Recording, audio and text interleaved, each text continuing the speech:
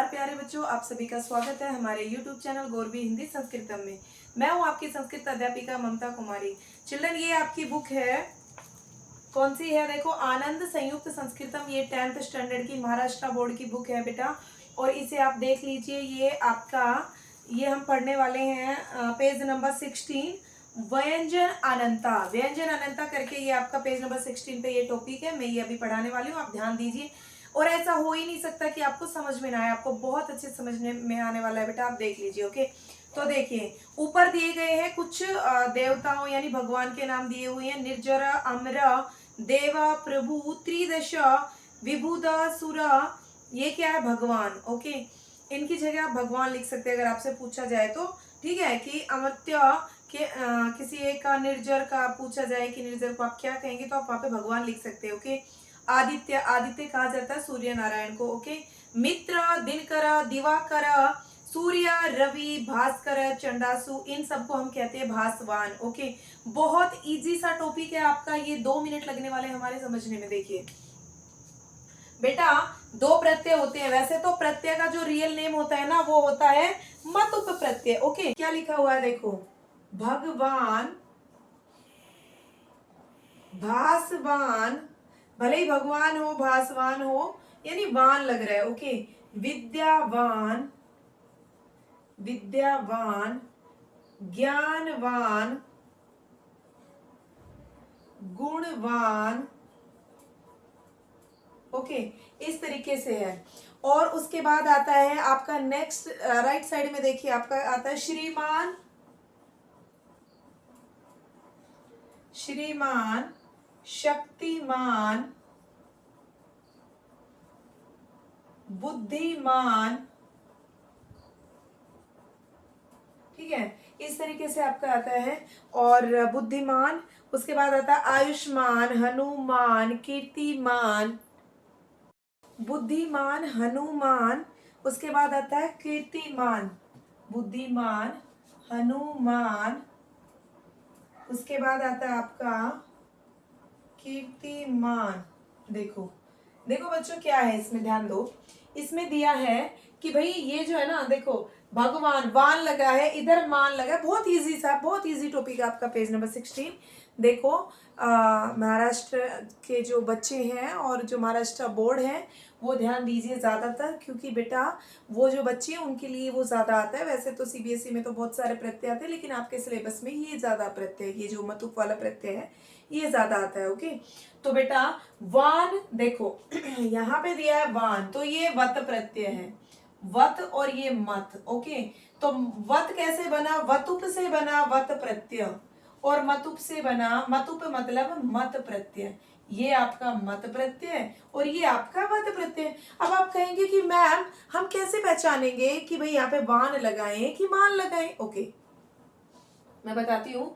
वान वहां पे लगेगा जिसके एंड में, जिस शब्द के एंड में ई नहीं आना चाहिए और ऊ नहीं आना चाहिए। जिसके एंड में ई ऊ अगर आ गया तो मान लगेगा, एंड में मान लगेगा। जैसे श्री, एंड में ई आया, मान लगा। शक्ति, ई आया, मान लगा। बुद्धि, ई आया, एंड में मान लगा। और अगर एंड में आया तो क्या लगेगा? इधर ऊ भी आया, देखो एंड में कोई मात्रा अगर एंड में आई, ई या ऊ, तो मान लगेगा, अदरवाइज क्या लगेगा? वान लगेगा। ओके, देखिए, इधर आ की मात्रा है, इधर अ की, इधर अ की, इधर अ की। कहाँ पे है मात्रा? इनको हटा के देखो, देखो ये मात्रा है। गुण में क्या आ रहा है? एंड में किसकी आवाज आ रही है? अ की आवाज आ रही है। इस तरीके से अगर मात्रा आई तो वान लगेगा, तो वो वतुप प्रत्यय हो गया। और ई और ऊ एंड में आता है तो मतुप प्रत्यय हो गया। ये आपका, ये टॉपिक मैंने क्लियर कर दिया है। अब आपका आता है, क्या आता है आप देखिए, इसके अलावा शानच और क्षैत्री प्रत्यय और होता है, वो मैं आपको समझा देती हूँ। ये देख लेते हैं। जिसके एंड में आवाज आए किसकी? तव्यत प्रत्यय। तव्यत प्रत्यय क्या होता है? देखो, तव्यत प्रत्यय वो होता है, जैसे मान लीजिए अर्च प्लस तव्यत। आपके पेपर में कैसे आएगा बेटा कि आपको ना एक पैराग्राफ दे दिया जाएगा, आपको बोलेंगे कि इसमें बताइए कौन सा प्रत्यय, या तो कुछ शब्द दे देंगे और आपसे पूछेंगे बताइए कौन सा प्रत्यय। तो आप अगर एंड में तव्य दिखाई दे रहा है, जैसे इतव्य प्लस होगा अर्चितव्य, अर्चितव्य, अर्चितव्य, ये तो हो गया पुल्लिंग। अर्चितव्या, ये हो गया स्त्रीलिंग। और अर्चितव्यम, ये हो गया आपका नपुंसकलिंग। ओके, इस तरीके से अगर आता है ना, तव्य एंड में दिखाई देता तो आप पहचानेंगे कि वो कौन सा प्रत्यय है, तव्यत प्रत्यय। ओके, देखिए तव्य दिखाई दिया, विसर्ग लगे, पुल्लिंग है। आपसे अगर लिंग भी पूछा जाए कि कौन सा है तो पुल्लिंग है, अगर यहाँ पे विसर्ग नहीं है तो स्त्रीलिंग है, और मैं दिया एंड में तो नपुंसकलिंग है। इस तरीके से पहचानना आपको। उसके बाद आपका ये तो आप इस प्रत्यय से आपको पहचानेंगे। और जो आपने आपके पेज नंबर 16 पे दिया है मान और वान, तो वो शानच प्रत्यय में भी होता है, लेकिन उसकी पहचान क्या है? कुछ धातु होती है, धातु जैसे खाद, हाँ, रोच, हाँ, रुच, सेव, ये धातु मतलब क्रिया। हाँ, शब्द जो होते हैं, जो शब्द है उसके साथ तो वतुप और मतुप ही आएगा, लेकिन इनके साथ शानच प्रत्यय आएगा। शानच प्रत्यय को आप कैसे पहचानेंगे? सेव मान दिया है, विसर्ग दिए हैं तो आप समझेंगे सेव मान, सेव माना, सेव मानम। ठीक है, तो वो हो गया कौन सा प्रत्यय हो गया? शानच प्रत्यय हो गया। लेकिन अगर आपके जो वतुप प्रत्यय है, अभी हमने पढ़ा बुक से वतुप और मतुप प्रत्यय, अगर वो वतुप और मतुप प्रत्यय है ना बेटा, तो वहां पर हम क्या देखेंगे कि वान वती वत लगेगा। ओके, जैसे अभी यहाँ पे आपने पढ़ा गुणवान, तो गुणवान तो पुल्लिंग है, ये गुणवान दिया है ना आपके येलो बॉक्स में, गुणवान है पुल्लिंग। ओके, और गुणवती क्या है? देखिए गुणवान पुल्लिंग है, यहाँ देखिए गुणवान तो पुल्लिंग हो गया, गुणवान, एक मिनट, यस, गुणवान पुल्लिंग है, लेकिन स्त्रीलिंग क्या हो गया? गुणवती। प्रत्यय तो वती है, वत प्रत्यय है इसका। ओके, सिर्फ लिंग चेंज हुआ है, और गुणवत। ओके, और अगर मान होता एंड में ऊ आता तो क्या है? जैसे हनुमान, हनुमान, हनुमति, हनुमत, ये हनुमान, हनुमति, हनुमत क्या है? ये हो गया आपका मतुप प्रत्यय। जिस तरीके से हिमवान, हिमवत, देखो पेज नंबर 16 पे नीचे दिया है, हिमवान, हिमवत, वान क्या है? पुल्लिंग है, और वत क्या है? नपुंसकलिंग है। ओके बेटा, बस उतना है। और क्षत्रिय प्रत्यय के एंड में अन लगता है। ओके, हस प्लस क्षत्रिय हसन, वो हो गया पुल्लिंग। और अगर उसका नपुंसकलिंग पे जाएंगे तो अत लगेगा। ओके, अब थोड़ा सा एक और एग्जांपल मैं आपको दे देती हूँ, वही देख लेते हैं।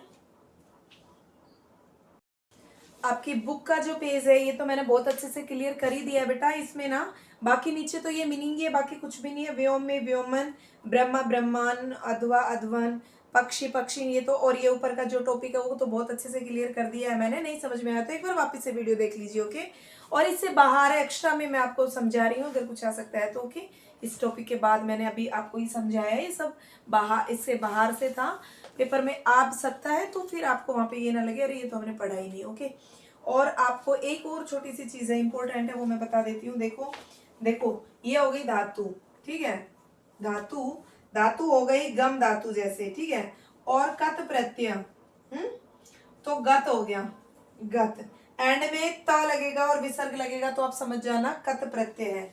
और कतवतु अगर प्रत्यय है, कतवतु, तो कतवतु में क्या होगा? गतवान,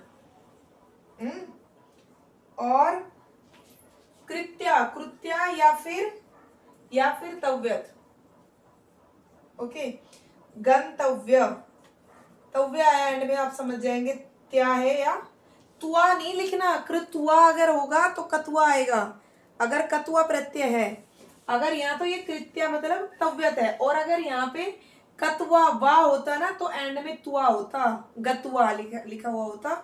अगर एंड में तुआ आता है तो कतुआ प्रत्यय है, और अगर तव्य आता है तो कृत्या या फिर तव्यत प्रत्यय है। ओके, इसी तरीके से क्षत्रि शांच, इधर देख लो, क्षत्रि शानच, शानच प्रत्यय, तो शानच प्रत्यय तो इसी मतुप वतुप की तरह रहता है, लेकिन फर्क ये है कि मतुप वतुप में पेज नंबर 16 पे देख लीजिए, इसमें पुल्लिंग को हलंत है, उसमें विसर्ग आते हैं। ओके, जैसे भगवान अगर रहा, भगवान वैसे आएगा नहीं, क्योंकि उसमें क्यों नहीं आएगा? क्योंकि ये शब्द है, उसमें आएगा तो खादितवान इस तरीके से आएगा, लेकिन उसको विसर्ग रहेगा। ओके, और इसमें शब्द रहते हैं, उसमें शब्द नहीं रहते, धातु रहती है, क्रिया रहती है। जैसे कि क्या क्या क्रिया रहती है? देखो बहुत कुछ रहता है, जैसे सेव माने, सेव माना, सेव मानम, और जैसे बुद्धिमान तो नहीं आएगा, बुद्धि शब्द हो गया। ओके, खादितवान, खादितवान, खाद क्या है, धातु है, तो खादितवान है, खादितवाना, खादितवानम। ओके,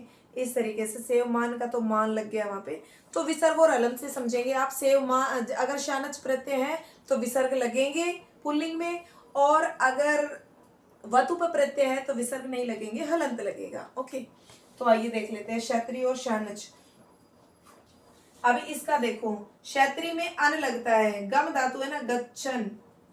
हस धातु है, गम धातु होगा तो गच्छन, हस धातु है तो हसन, हसन। ये हो गया पुल्लिंग। ओके, और ये होता ना तो यहाँ पे वान लगता है। ओके, जैसे जैसे देखो अगर वह धातु है तो वहन। ओके, और ये शानस तो मैं आपको समझा ही चुकी हूँ, एक दो एग्जाम्पल इसके देख लीजिए। जिस तरीके से सेव माने, इस तरीके से, और भी बहुत सारे एग्जाम्पल है जिसमें वान लगता है, खादितवान। ये क्या है, शानच प्रत्यय है। और क्षत्रिय प्रत्यय में ये आएगा, नपुंसकलिंग होगी तो त को हलंत लगेगा, और कत प्रत्यय होगा। अब आप कहेंगे कि मैम दोनों में तो एंड में त आ रहा है, कत प्रत्यय में भी और इसमें क्षत्रिय प्रत्यय में भी। तो बेटा जिसको हलंत है, देखो फिर से वापस से सुन लो, जिसको हलंत है वो कौन सा प्रत्यय है बताइए मुझे, क्षत्रिय प्रत्यय है। जिसके तय लगा है एंड में और हलंत है, क्षत्रिय प्रत्यय है। और जिसको विसर्ग है, कत प्रत्यय है। ओके, त लग के विसर्ग है एंड में तो कत प्रत्यय है। इसी तरीके से वान लगा है एंड में, वान या मान, लेकिन अगर हलंत है एंड में, जैसे मान लीजिए बुद्धिमान, बुद्धिमती, बुद्धिमत, तो सिर्फ मान को लगेगा विसर्ग, सबको नहीं लगेगा। ओके, तो ये आपका टॉपिक है, ये बहुत अच्छे से क्लियर किया है बेटा मैंने, इसे अच्छे से समझ लीजिए, वापस से देख लीजिए। ओके, और ये पेज नंबर 16 आपको वापस से एक बार देख लीजिए, समझ लीजिए बेटा। और अगर आप मेरे पुराने स्टूडेंट्स हैं तो वीडियो को ज़्यादा से ज़्यादा शेयर कीजिए और लाइक कीजिए। और अगर आप चैनल पे न्यू हैं तो चैनल को सब्सक्राइब कीजिए, बेल आइकन पे क्लिक कीजिए, उसके बाद ऑल पे क्लिक कीजिए, ताकि जब भी कोई वीडियो आएगी तो आपके पास नोटिफिकेशन जरूर आएगा। Okay, thank you.